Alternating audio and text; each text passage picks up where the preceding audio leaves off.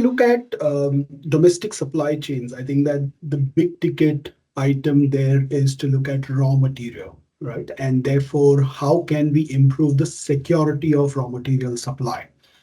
And this is where a lot of work has been done across the globe by multiple countries on creating strategic reserves for certain critical raw materials which have a high impact on the economy. Um, and this is where I think that wherever we have looked at PLI and we are looking at certain sectors to take us to that next, growth strategy or growth orbit, if you will, those are the sectors for which we should look at the strategic raw materials. Examples could be, say, lithium for batteries or cobalt or silicon for semiconductor industry. And can we create some strategic reserves for that? So that's on raw materials. The other area is on logistics and therefore dedicated freight corridors, right, which can help in reducing logistics cost by a significant amount. Could be one of the areas to work on.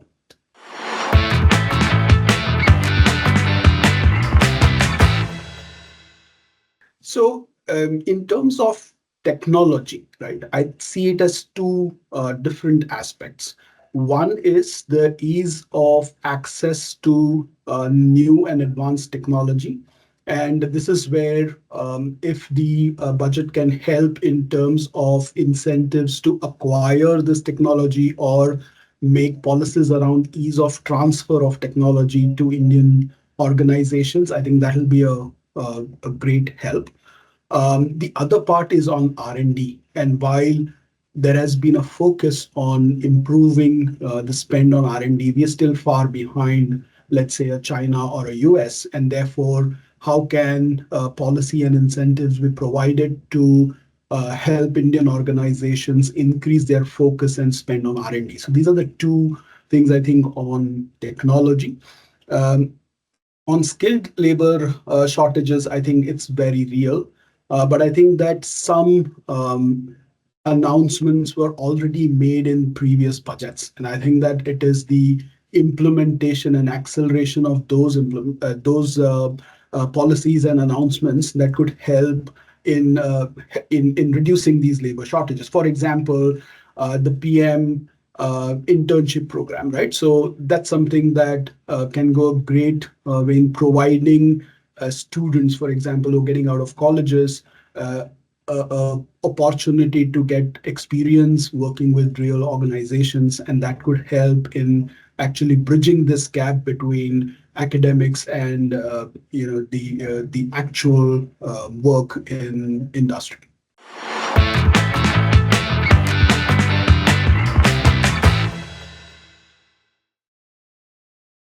With MSMEs, I think that the way that we should look at it is MSMEs as the large corporates of tomorrow, right? And they are the backbone for the economy going forward.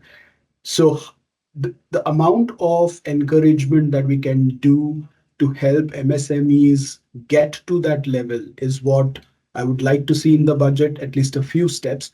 Couple of them that come to mind. One is in terms of say dedicated MSME parks, for example, with a set of policies which help MSMEs to quickly come in, set up their factories, and then cater to larger corporates, across the nation. So that's one example. Second, a PLI scheme which is dedicated for MSMEs and which are aligned to the PLI schemes that are already in place. So, for example, electronics or aerospace and defense and so on and so forth. And therefore, that helps the MSME sector grow. And then the third one is in terms of helping MSMEs become highly performance oriented in terms of quality, in terms of cost. And one of the ways of doing that is to look at digitalization. And therefore, if there can be grants provided by the government to look at MSME digitalization and thereby enhancing their productivity and profitability, it can go a long way in helping the MSME sector grow.